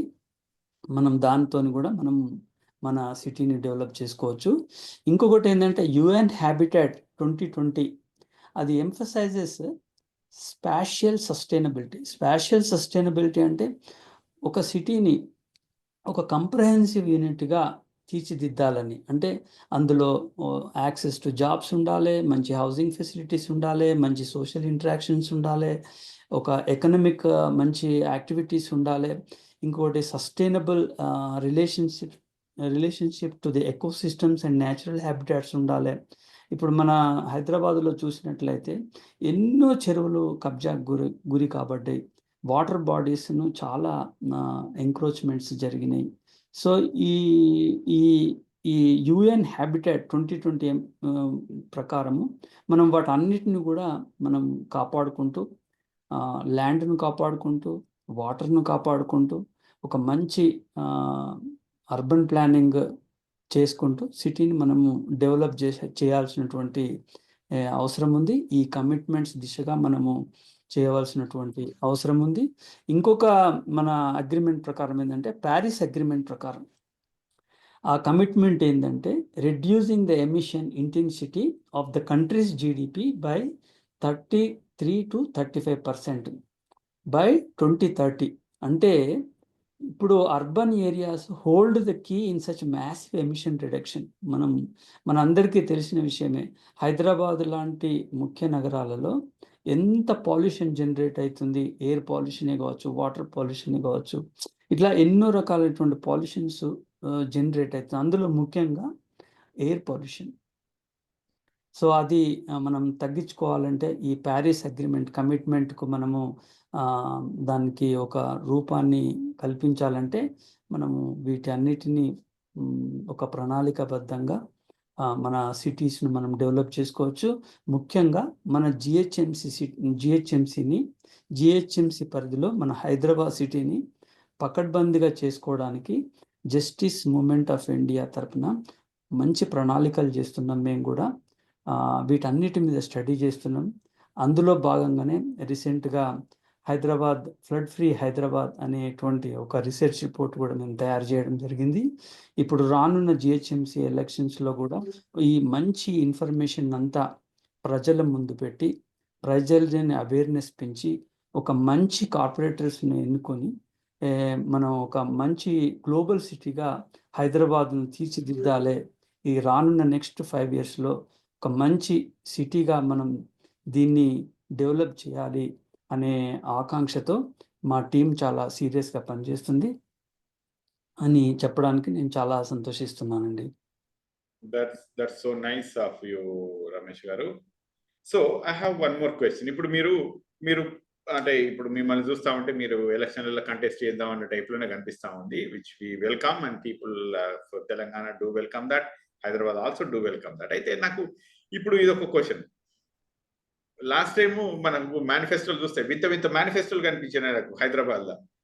కాంగ్రెస్ వాళ్ళు ఒకటి మాట్లాడతారు, బీఆర్ఎస్ వాళ్ళు ఒకటి మాట్లాడుతూ ఉంటారు, ఇంకా వీళ్ళు బీజేపీ వాళ్ళు ఒక దిక్కు మాట్లాడుతూ ఉంటారు. అసలు వీళ్ళు హైదరాబాద్ గురించి మాట్లాడుతున్నారా లేకుంటే దేశం గురించి మాట్లాడుతున్నారా నాకు అర్థమే కాదు. అసలు వీళ్ళ మేనిఫెస్టోలు చూస్తూ ఉంటే హైదరాబాద్ కావాల్సింది హైదరాబాద్ మేనిఫెస్టో, అంతేగాని దేశానికి ఏం సంబంధం ఉంటుంది రమేష్ గారు? మీరు అసలు లాస్ట్ టైం మేనిఫెస్టో మీకు కనుక గుర్తుంటే కాంగ్రెస్ దో, బీజేపీదో, బీఆర్ఎస్ దో లేకుంటే ఏమైనా గుర్తుంటే మీరు చెప్పగలరా? యా, డెఫినెట్ అండి. ఇది కూడా చాలా మంచి క్వశ్చన్ వేశారు డాక్టర్ మహేష్ బండా గారు. లాస్ట్ టైం 2020లో మన జిహెచ్ఎంసి ఎలక్షన్ జరిగినాయి. ముఖ్యంగా మన నేషనల్ పార్టీస్ ప్లస్ మన రీజనల్ పార్టీ అయినటువంటి బీఆర్ఎస్ పార్టీ కూడా వాళ్ళ యొక్క మేనిఫెస్టోస్ను మనం గమనించినట్లయితే ముఖ్యంగా ఏమేంటి, కాంగ్రెస్, బీజేపీ అండ్ బీఆర్ఎస్, ఈ 3 పార్టీల యొక్క మేనిఫెస్టోస్ మనం క్లియర్గా గమనించినట్లయితే మనకు కొన్ని విషయాలు క్లియర్గా మనకు అర్థమవుతాయి. వాళ్ళు ఏం చెప్తున్నారంటే, ఫ్రీగా 20,000 లీటర్లు పర్ మంత్ ఇస్తాము, ఫ్రీగా పవర్ సప్లై సాలెన్స్కు, ఈ ధోబీ ఘాట్స్కు ఇస్తామని, మోటార్ వెహికల్ ట్యాక్స్ వేవర్ చేస్తామని, ఇట్లా ఫ్లడ్ అయితే కంపెన్సేషన్ ఇస్తాము 10,000 రూపాయలని ఒకరు అంటారు, 25,000 ఇస్తామని ఒకరు అంటారు. మీరు గమనించినట్లయితే ఇప్పుడు పవర్ సప్లై ఉంది, అది స్టేట్ సబ్జెక్ట్ అది కదా. Motor vehicle tax state subject అది. మనం ఇంతకుముందు అనుకున్నట్టుగా జిహెచ్ఎంసికి చట్టబద్ధంగా కొన్ని బేసిక్ ఫంక్షన్స్ అండ్ రెస్పాన్సిబిలిటీస్ ఉన్నాయి. Garbage disposal, sanitation, proper maintenance of the roads, proper maintenance of the parks, ఆ! చూసాం గదా మనము. ఇటువంటి బేసిక్ ఫంక్షన్స్‌ని పక్కకు పెట్టి, ఇందులో మేము ఏం చేస్తాము, మేము ఎంత అభివృద్ధి చేయగలము, ఎంత పార్క్స్ గ్రీన్ కవర్ ఎంత ఏరియాను అభివృద్ధి చేయగలుగుతాము, శానిటేషన్‌ని ఎంత పర్సెంటేజ్ పెంచగలుగుతాము, ఈ గార్బేజ్ డిస్పోజల్‌ని ఎంత పకడ్బందీగా చేయగలుగుతాము, అనేటువంటి అంశాలను వీళ్ళు చెప్పకుండా 20,000 లీటర్లు ఫ్రీగిస్తాము, పవర్ సప్లై ఫ్రీగిస్తాము అంటే స్టేట్ సబ్జెక్ట్ కింద ఉన్నటువంటి ఐటెమ్స్‌ని వీళ్ళు మేనిఫెస్టోలో పొందుపరిచిండ్రు. మరి ఇది ఏ విధంగా ఈ నేషనల్ పార్టీస్ మరి ఇటువంటి మేనిఫెస్టోస్ తయారు చేస్తారో మరి వాళ్ళే చెప్పాల్సిన అవసరం ఉంటది. కానీ మనము రానున్న కాలంలో ప్రజలను చైతన్యపరిచి అసలు జీహెచ్ఎంసీకి ఉన్నటువంటి రెస్పాన్సిబిలిటీస్ చట్ట ప్రకారము ఏదైతే రెస్పాన్సిబిలిటీస్ ఉందో వాటిని ఎంతవరకు పకడ్బందీగా చేయగలుగుతారు ఉన్న బడ్జెట్ను ఉపయోగించుకొని అనే అంశం మీదనే మనము ప్రజల్ని అవేర్నెస్ చేయడానికి జస్టిస్ మూవ్మెంట్ ఆఫ్ ఇండియా చాలా ప్రణాళికలు రూపొందించుకుంటుంది. ఈ విధానంగా ముందుకు పోవడానికి మేము గట్టి ప్రయత్నాలు చేస్తున్నాం. That is nice of you Ramesh garu. So అయితే ఇప్పుడు మనము ప్రజల్ని ఇందులో చైతన్యపరచాలంటే ఏం చేయాలి? వీళ్ళేమో ఓ బీజేపీలో కాంగ్రెస్లో అనుకుందాం, వాళ్ళు నేషనల్ టాపిక్స్ మాట్లాడుతూ ఉంటారు జిహెచ్ఎంసీలో. అవి దానికోసం ప్రధానమంత్రి వస్తాడు, ఇంకా అమిత్ షా వస్తారు, ఇంకా పెద్ద పెద్ద వాళ్ళందరూ మొత్తం ఉన్న మంది మార్బలంతో బీజేపీ మొత్తం దిగుతుంది. అట్లాగే కాంగ్రెస్ ప్రభుత్వం చూసుకుంటే మొత్తం దిగుతుంది. అట్లాగే చూసుకుంటే బీఆర్ఎస్ చూసుకుంటే ఇక మొత్తం తెలంగాణలో ఇక హైదరాబాద్ తప్ప ఇంకోటి లేదన్నట్టు మొత్తం దీని మీద ఫోకస్ చేస్తారు. ఇట్లాంటివి కాకుండా ఇప్పుడు ఏదైనా సరే ఒక ప్రాపర్ సస్టైనబిలిటీ అన్ని డైరెక్షన్స్ లో ఉండాలి. We should be in all walks of life, right? మనము తెలంగాణ అంతా డెవలప్ కావాలి, హైదరాబాద్ డెవలప్ కావాలి, తెలంగాణ అంతా కూడా డెవలప్ కావాలి. కానీ ఎవరు కూడా ప్రాపర్ గా ఫోకస్ చేయట్లేదు. మరి దాన్ని అంటే లైక్ మిగతా ఏరియాస్ ని సస్టైన్ కాకుండా ఉట్టి హైదరాబాద్ ని సస్టైన్ చేస్తామంటే కుదరదు కదా. ఎందుకంటే if villages sustain there will be less burden in Hyderabad, right? మరి అది కొంత అర్థం కావాలి కదా జనాలకు. సో దీన్ని ఎట్లా చేస్తే బాగుంటది మరి? Apart from just focusing on Hyderabad, you think it is better for the governments to focus even in the rural areas? I mean మన tier 2 tier 3 టౌన్స్ లు అట్లాగే ఊర్లలో చేస్తే బాగుంటది కదా అని నా ఉద్దేశం. అయితే దానికి జిహెచ్ఎంసీ నిధులు ఇంత కేటాయిస్తే కూడా మరి మిగతా బడ్జెట్ పెద్ద పెద్ద బడ్జెట్లు ఉంటాయి కదా, అవి అటు కేటాయిస్తే సరిపోతాయా? యా డెఫినెట్గా మనకు బడ్జెట్ ప్రాబ్లం కాదు, వనరుల ప్రాబ్లం అసలే లేదు. రాష్ట్ర బడ్జెట్ 3 లక్షల కోట్లు, సెంట్రల్ బడ్జెట్ 51 లక్షల కోట్లు దాటిపోయింది. మనకు బడ్జెట్ ప్రాబ్లం లేదు. ప్రాబ్లం వల్ల ప్రజాస్వామ్యం అంటేనే decentralisation, self governance, local self governments. Local self governments అన్నటువంటి విలేజ్ పంచాయత్సే కానీ, మండల్ లెవెల్ యూనిట్సే కానీ, డిస్ట్రిక్ట్ లెవెల్ జిల్లా పరిషత్లే కానీ, ఈ మున్సిపాలిటీస్లే కానీ వీటిని బలోపేతం చేయడం లేదు. ఎగ్జాంపుల్, జిహెచ్ఎంసీకి ఒక మేయర్ ఉంటాడు. మేయరల్ సిస్టమ్ను టోటల్గా వీక్ చేసింది. స్టేట్ గవర్నమెంట్ ఆఫీసర్స్కు వాళ్ళకే ఎక్కువ అధికారాలు ఇస్తూ మేయరల్ సిస్టమ్ను వీక్ చేసింది. ఒక ట్యూటోరియల్ హెడ్గా చూస్తున్నాం మనం. ఇది ప్రజాస్వామ్యానికే, లోకల్ సెల్ఫ్ గవర్నెన్స్కే ఇది విరుద్ధం. కాబట్టి ఈ లోకల్ సెల్ఫ్ గవర్నెంట్ యూనిట్స్ను మనం బలోపేతం చేయాల్సినటువంటి అవసరం ఉన్నది. ఫైనాన్స్ కమిషన్స్ కూడా క్లియర్గా చెప్తున్నాయి, సరైనటువంటి ఫండ్స్ ఇచ్చి వాళ్ళకు కూడా ఒక షేర్, ట్యాక్సేషన్లో షేర్ ఇచ్చి ఈ లోకల్ సెల్ఫ్ గవర్నెన్స్ని కూడా బలోపేతం చేసి డిసెంట్రలైజ్డ్ ప్లానింగ్, డిసెంట్రలైజ్డ్ డెవలప్మెంట్, ఒకటే ఏరియాలో డెవలప్మెంట్ చేయకుండా డిసెంట్రలైజ్డ్ డెవలప్మెంట్, అన్ని ప్రాంతాలను అభివృద్ధి చేసే విధంగా ప్రణాళికలు మనం రూపొందించుకోవాల్సినటువంటి అవసరం ఉంది. Well, this is so nice of you Ramesh గారు. అసలు చాలా టైం తీసుకొని అన్ని క్వశ్చన్స్ ఒకదాని తర్వాత తోటి అసలు జిహెచ్ఎంసీ ఏంటి, వాళ్ళ ఫంక్షనాలిటీస్ ఏంటి, అసలు వాళ్ళు ఏం చేస్తా ఉన్నారు, బడ్జెట్ ఎట్లా ఉంది, మిగతా అసలు ప్రజలు ఎట్లుండాలి, మీకు జేఎంఐ పార్టీ కూడా వస్తుందేమో. I wish you all the best. ఇప్పుడైతే సోషల్ మూవ్మెంట్ లాగా ఉన్న జస్టిస్ మూవ్మెంట్ ఆఫ్ ఇండియా మీరు పొలిటికల్ గా కూడా ముందుకు రావాలని చెప్పి మేము కోరుకుంటా ఉన్నాం. మీ అట్లాంటి చదువుకున్న వాళ్ళు, మేధావులు, దేశభక్తి ఉన్న వాళ్ళు ప్రజానికి నిజంగా ఎంతో అవసరం. ఎందుకంటే వీఆర్ లాకింగ్ దోస్ థింగ్స్. ఇప్పుడు చాలా మంది పొలిటీషియన్స్ కూడా ఏంది ఈసారి గెలిచినామా వచ్చేసరికి సంపాదించుకొని మళ్ళీ గెలుతామా అన్న టైప్ లో ఉన్నారు. కానీ ఒక ప్రాపర్ సస్టైనబుల్ గా అంటే చదువుకున్న వాళ్ళు ఎంతో కొంత ఎనర్జీ ఎఫర్ట్స్ పెట్టేస్తే మనం we can do lot of good things you know. ఎందుకంటే మనం సెల్ఫ్లెస్ గా చేస్తా ఉన్నారు కాబట్టి I think that will work out so good. So దీంతో రమేష్ గారు ఇంకా మీ ఎక్కువ టైం నేను తీసుకోదలుచుకోలేదు. Thank you very much because you answered almost every question. And నాకు ఇంకా ఫ్యూచర్ లో ఏమైనా క్వశ్చన్స్ ఉంటే మళ్ళీ ఒకసారి జిహెచ్ఎంసీ పైన మిమ్మల్ని పిలవచ్చా? యా డెఫినెట్గా అండి. Okay, well thank you very much. ఇంకా దీంతో మరి ఇప్పుడు మనం సెలవు తీసుకుంటున్నాం. థ్యాంక్ యూ ప్రజలారా. Like put your comments below this and we will see like how Ramesh sir మీరు కొంచెం మరి ఆన్సర్ చేయాల్సి ఉంటుందేమో కింద కమెంట్స్ కి. ఓకేనా? యా డెఫినెట్గా అండి. Thank you. నమస్కారం మీకు. Okay, by.